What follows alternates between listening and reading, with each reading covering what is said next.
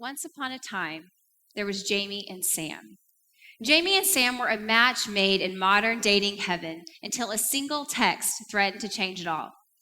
One day, Sam texts Jamie something like, "Hey, I know we're supposed to see that movie tonight, but my brother's in town, so I think I'm going to hang out with him. Is it cool if we catch it later?"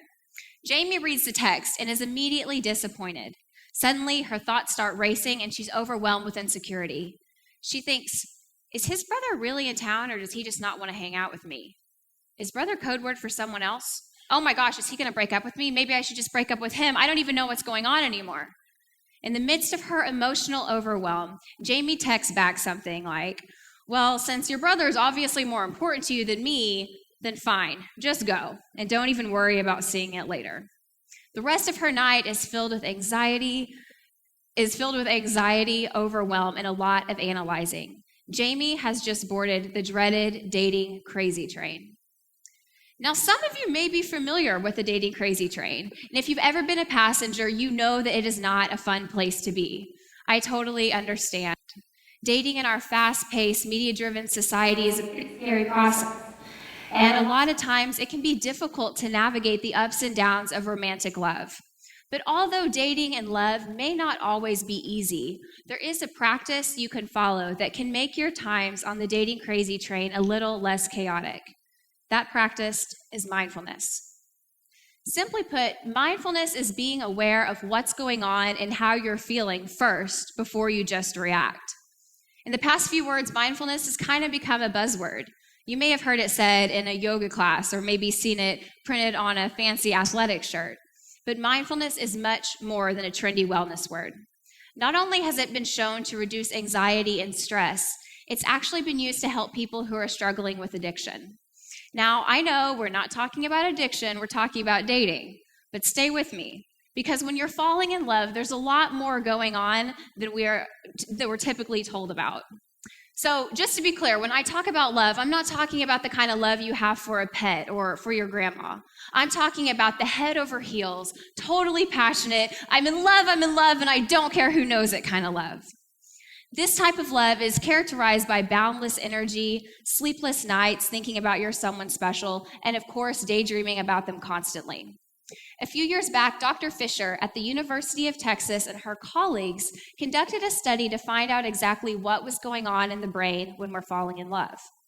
What their study consistently showed was that the participants in love had increased activity in the area of the brain that's responsible for creating dopamine and norepinephrine, two of the brain's feel-good chemicals that are at least a little bit responsible for all of the energy and racing thoughts.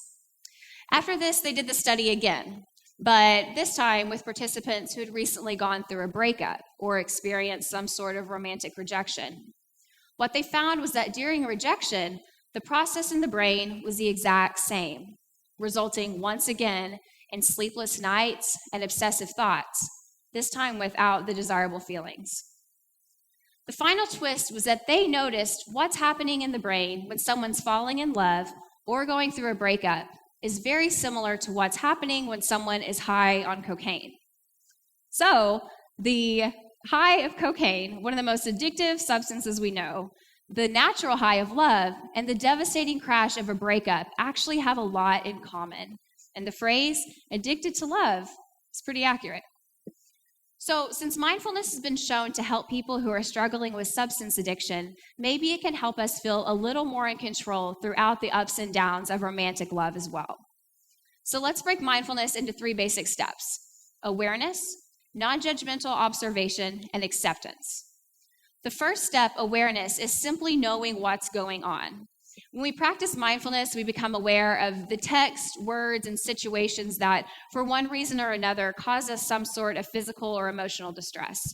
You may realize that a certain text makes you over-the-top angry, or maybe a new follower on someone's Instagram account makes you really jealous. On the physical level, you may realize that your heart starts pounding, or you suddenly feel tearful. I know it doesn't sound like much, but simply being aware of what's happening and how you feel about it is the first step to being in more control. The second step, non-judgmental observation, expands on this awareness. So once we're aware of what's going on, we get to observe it a little more closely. And the non-judgmental part is really important because most of the time, the dating crazy train comes with a lot of judgment for ourselves and for others. You may judge yourself and think, what is wrong with me? I cannot believe I'm freaking out about this again. Or you may judge someone else and think, what is wrong with them? I can't believe they stood me up. The thing is, judgment blinds us to understanding what the underlying issue actually is. Observation allows us to step back and look at the situation with curiosity and figure out what's going on a deeper level. Try to think of this part of the process kind of like watching a suspense movie.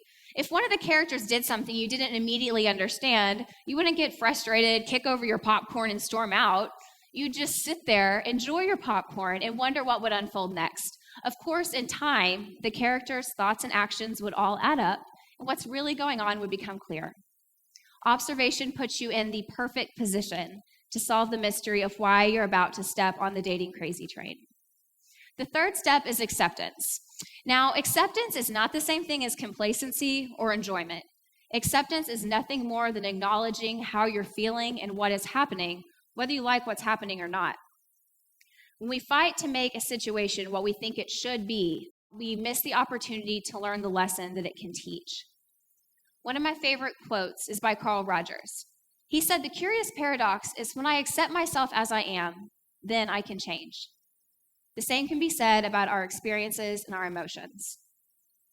So once you've practiced the 3 parts of mindfulness, you're aware of what's going on, you've observed your thoughts, and you've accepted everything exactly as it is, then you're in a place to respond. Without mindfulness, we run the risk of reacting in an extreme, sometimes embarrassing, or maybe even harmful way. Mindfulness helps us slow down. It helps us see the situation with awareness of our own insecurities and motives, and from this place, respond versus react. From a mindful state, you may see that even though your previous significant other canceled on you all the time, your current one never has, so you're going to show them a little bit of slack.